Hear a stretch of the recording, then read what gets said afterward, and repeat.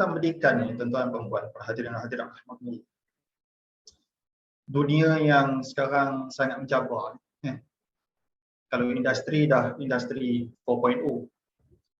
Kalau web dah 2.0, going to 3.0. Kalau seandainya anak-anak kita persiapkan ataupun generasi penerus kita persiapkan dengan modal insan yang bertepatan, most probably anak kita akan kalah bersaing. Itu khususnya. Secara umum, kalau seandainya pendidikan di Malaysia tidak di-upgrade dari masa ke semasa sesuai dengan keperluan zaman, maka most probably kita akan kalah bersaing. Dan ini sekarang ni sudah sangat nyata lah. Kalau kita tengok sekarang ni, kebanyakan kilang-kilang besar, industri-industri besar, banyak dah berpindah. Orang tak nak duduk kat Malaysia. Mungkin ada beberapa alasan lah. Salah satunya ketidakstabilan politik lah, kemudian masalah ekonomi yang sangat beruncit. Itu mungkin alasan-alasan. Tetapi kalau kita go deep into the core of the reasons, yang maksudnya alasan utama ni, kerana kita tengok negara-negara lain kadang-kadang, walaupun mungkin dari sudut ekonominya ataupun dari sudut kemajuan negara itu secara umum jauh di bawah Malaysia, tetapi kita jangan lupa tuan-tuan dan puan-puan, bahawa hakikatnya human capital mereka sangat bagus. Human capital mereka mampu memenuhi keperluan industri. Kalau tak mungkin kilang-kilang itu akan berpindah. Mungkin ada di antara kita cuba menafikan benda, silakan. Tetapi saya bercakap atas dasar facts and figures. Berapa banyak dah kilang-kilang yang besar-besar pindah. Beberapa contoh yang kita boleh bagilah kan. Contohnya macam kilang yang buat microchip. Intel pindah ke Vietnam, kemudian banyak lagi lah kilang-kilang yang lain yang pindah ke Indonesia contohnya. Kenapa? Kan? Selain daripada sekali lagi ketidakstabilan politik, kerajaan yang bertukar-tukar, kemudian kadang-kadang tidak kita nafikan perangai politician kita yang kadang-kadang tak senonoh, menyebabkan masyarakat dunia takut nak invest kat Malaysia. Tetapi kalau menurut saya yang jauh lebih utamanya, kalau seandainya human capital kita up to the standard, dunia pendidikan kita sepatutnya kita relatekan dengan industri dan lain sebagainya, saya yakin akan ada perubahan insya-Allah. Trust akan kembali kepada negara kita insya-Allah. Jadi saya tak nak bahas panjang benda tu. Saya nak cerita, nak fokus ni adalah masalah pendidikan.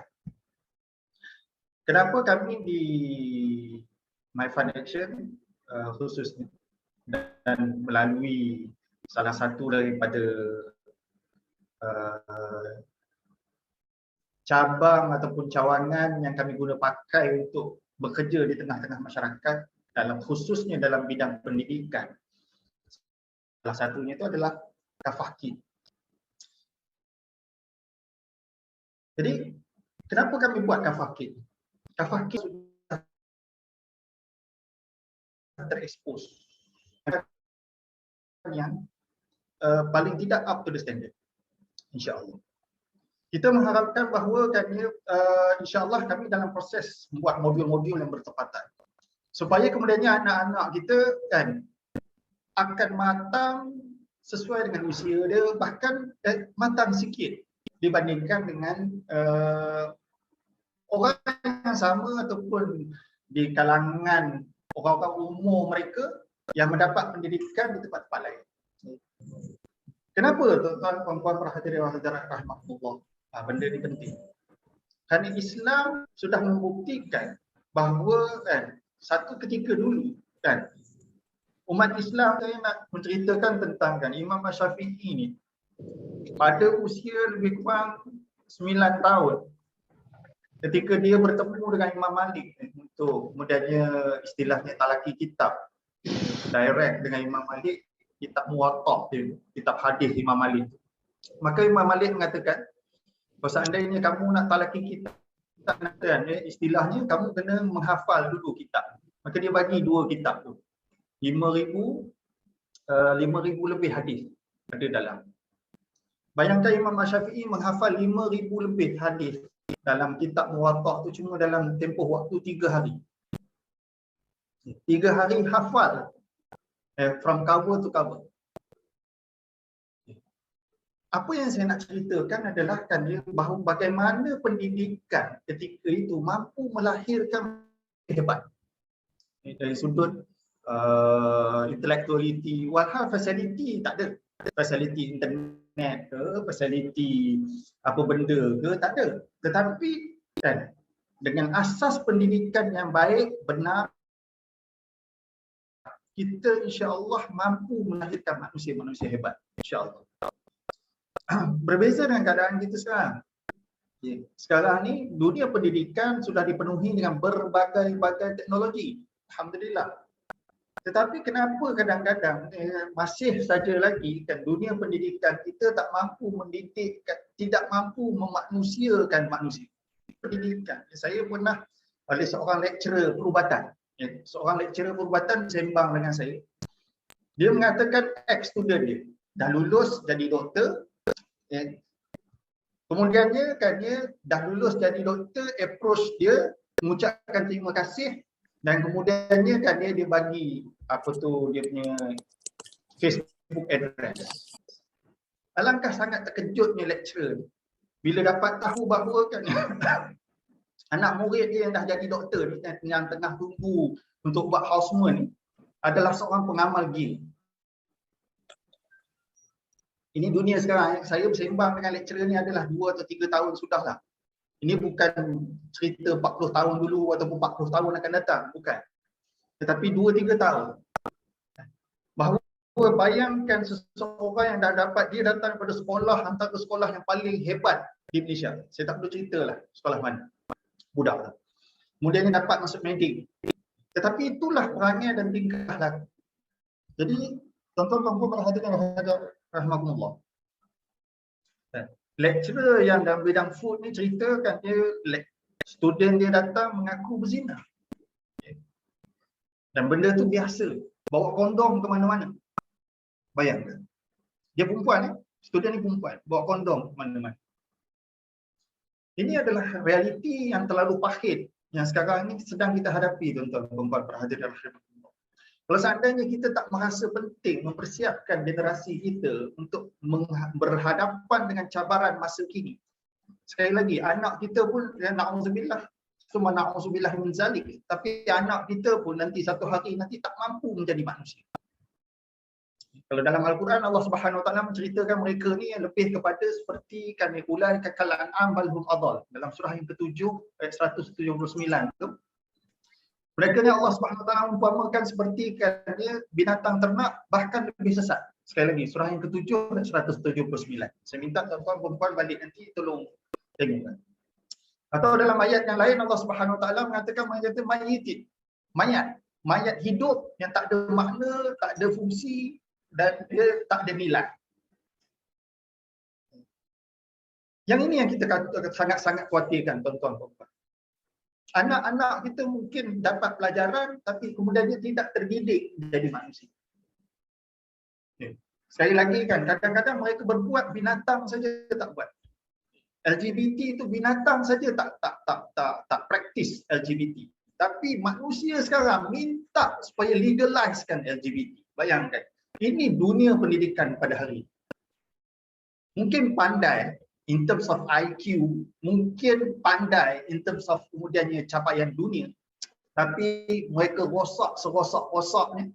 Dan itu sebabnya kenapa manusia-manusia yang seperti ini, bagilah jadi doktor, tak ada fungsi. Dia akan merosakkan health system. Jadi engineer, tak ada fungsi. Dia akan hanya merosakkan teknologi, merosakkan bangunan. Kalau seandainya dia civil engineer, dia akan merosakkan bangunan dan lain sebagainya. Dan ini yang kita khawatirkan. Maka di sinilah tuan-tuan, puan-puan, hadirin wal hadirat rahimakumullah. Saya mengajak dan menyeru pada tuan-tuan, puan-puan, hadirin hadirat rahimakumullah yang ada pada kesempatan kali ini untuk menyedari hakikat. Kita bukan hanya nak bagi anak kita hidup sekadar hidup. Kalau kata Profesor Hamka kan dalam tafsir Al-Azhar ni, dia mengungkapkan kalau seandainya hidup sekadar hidup, maka kera di hutan pun hidup. Dan kalau seandainya sekadar kerja untuk bekerja, dia kata babi di hutan pun bekerja. Saya minta maaf, memang itulah bahasa yang digunakan oleh Prof. Hamka. Kan? Kalau seandainya bekerja hanya sekadar nak bekerja, babi di hutan pun bekerja. Itulah yang membezakan kita orang Islam dengan kan dia masyarakat di luar sana yang tak berpegang pada Islam. Walaupun mengaku Islam kadang-kadang. Bahawa kita sekarang ni nak mendidik anak kita supaya kemudiannya kan generasi penerus kita, bukan hanya sekadar anak kita. Kalau kami di Fund Action, kami dikenal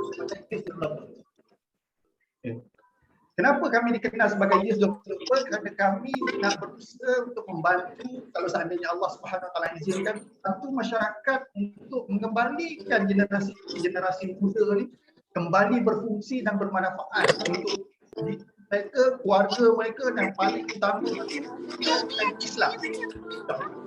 Kami di My Fund Action ni sedang mengusahakan untuk kemudiannya kan dia menyediakan sistem pendidikan bermula daripada taska, kemudian tadika, kemudian sekolah rendah, kemudian sekolah menengah, sampailah nanti insya-Allah ke universiti. Supaya kemudiannya anak-anak kita, generasi penerus kita menjadi manusia-manusia yang up to the standard dengan keperluan zaman ni. Contoh macam saya kata tadilah, ketika zaman ini keperluan untuk mereka memenuhi ruang-ruang ataupun peluang-peluang pekerjaan ataupun peluang-peluang career di Industrial 4.0, mungkin nanti insya-Allah 3 atau 4 tahun lagi dari Industrial 5.0 mungkin, kan? Kemudian akan terus lagi dengan 6.0, kan? Dunia media sosial dan dunia teknologi sekarang ni baru Web 1.0 dah berlalu, sekarang ni masuk Web 2.0.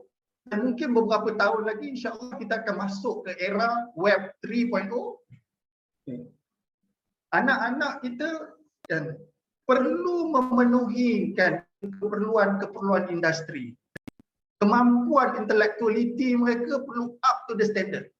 Kita perlu upgrade modul-modul kita untuk kemudiannya paling minimal mereka mampu bersaing dengan manusia yang ada di luar Malaysia, bahkan bukan hanya di Malaysia. Kalau tidak kan selamanya orang Islam kalau tidak selamanya kita orang Malaysia ni kan sampai bila-bila jadi consumers, we never lead the industry, we never lead yang namanya kan web web 2.0 3.0. Sampai bila pun kita akan hanya menjadi pengekor. Kita ni cuma tukang pengikut. Kita bukan menjadi leader yang kemudian yang menentukan hala tuju industri ini harus seperti apa. Hala tuju web ni harus seperti apa. Dan apa kegunaan-kegunaan yang namanya kan media sosial. Sebab sekarang ni kebanyakan media sosial sekarang ni memamerkan ataupun mengekspos anak-anak kita kepada hal-hal yang kadang-kadang sangat sia-sia buat iman dan takwa mereka. Dan itu kadang-kadang lepas daripada kontrol, lepas daripada pengawasan, lepas daripada pemantauan ibu dan ayah. Dan ini sangat bahaya tuan-tuan, puan-puan, hadirin rahmatullah. Dan di sinilah saya menyeru kepada semua tuan-tuan, puan-puan yang hadir pada kesempatan ini dan semua yang mendengarkan apa yang cuba saya sampaikan. Bagaimana kan dia, kenapa dulu Islam menjadi orang Islam sangat hebat. Mereka mampu membuat sistem pendidikan yang kemudiannya menjadikan umat Islam ni sebagai leaders dalam semua benda.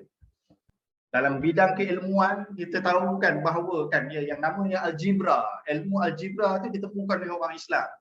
Modern medicine,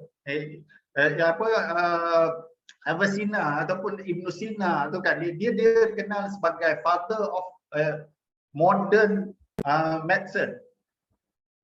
Dialah yang menemukan kan pembuluh darah jantung. itu orang Islam dan dia pakar tafsir sebenarnya tuan-tuan. Walaupun ada orang mempersoalkan masalah akidah dia, kan dia okeylah, kan kita tak nak bahas yang macam tu, tapi maksudnya seseorang yang boleh menulis tafsir mampu mengungkapkan sesuatu yang tak pernah diungkap pada zaman dia, iaitu anatomi pembuluh darah jantung. Itulah Ibn Sina. Meaning to say, Islam at one time tuan-tuan jadi leaders. Kita memimpin dunia ni untuk kemudiannya kan dia menguasai kan dia dunia pendidikan, dunia teknologi dan lain sebagainya. Bercerita tentang contoh kapal terbang. Kita tahu kapal terbang kononnya Wright Brothers yang menemukan kapal terbang. Salah tuan-tuan. Dah ada manuskrip yang menceritakan bahawa orang Islam sudah menemukan konsep kapal terbang dan dah sudah dicoba dalam dunia nyata boleh terbang 400 tahun sebelum Wright Brothers menemukan konsep kapal terbang. Ini baru temukan manuskrip ni. Pertanyaannya tuan-tuan, puan-puan, hadirin dan hadirat rahmatullah, macam mana Islam boleh menjadi begini punya hebat? Apa yang dah terjadi pada umat Islam sekarang? Kenapa umat Islam sekarang ni terpurukkan, dia terjerumus dalam satu posisi yang sangat menyedihkan? Balik sekali lagi saya tegaskan tuan-tuan, masalah pendidikan. Sebab dalam hadis Rasulullah SAW jelas Rasulullah SAW mengatakan man arada dunya fa'alaihi bi'ilmi. Maka siapa nakkan dunia maka carilah dengan ilmu. Wa man arada al-akhirah, barang siapa nakkan akhirat fa'alaihi bi'ilmi. Maka carilah dengan ilmu. Dengan bidang-bidang ilmu yang ada ni umat Islam tak mampu lead. Jauh lagi kan untuk menguasai. Kerana pendidikan kita tidak support untuk kemudiannya umat Islam jadi hebat. Jadi sistem pendidikan ni kena bermula di mana tuan-tuan? Kenapa kalau kita tengok di dalam Al-Quran tepatnya kan bahawa sistem pendidikan ni kena bermula di rumah.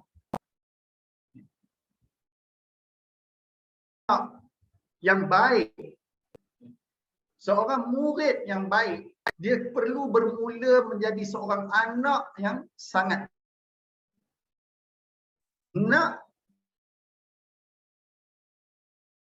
perlu lahir daripada ibu bapa yang baik. Jadi itu sebabnya kenapa tuan-tuan puan-puan, sekarang ni antara tugas kita sekarang sebagai ibu bapa, saya ada 8 orang anak alhamdulillah. Kan? Ya.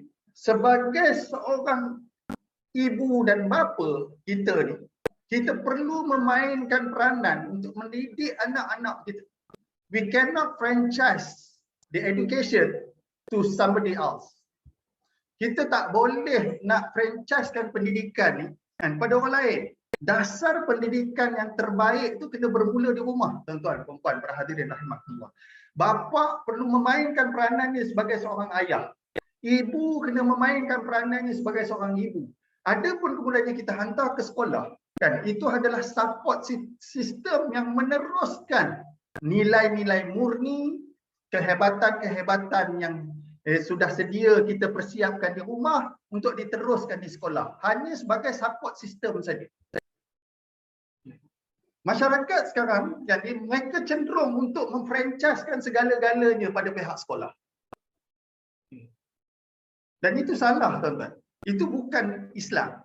Itu sebabnya kenapa di dalam Al-Quran Allah Subhanahu Wa Taala menceritakan tentang pendidikan kan anak ni kan, kalau kita tengok dalam surah yang ke-31 kan, bermula daripada surah Luqman, bermula dengan ayat 12 sampai seterusnya, Allah Subhanahu Wa Taala tak cerita cikgu yang mengajar, bukan, tetapi Allah Subhanahu Wa Taala cerita si ayah tu sendiri yang mendidik. Begitu juga kalau kita tengok dalam surah Al-Baqarah kan, surah yang kedua ayat 133 ayat 134.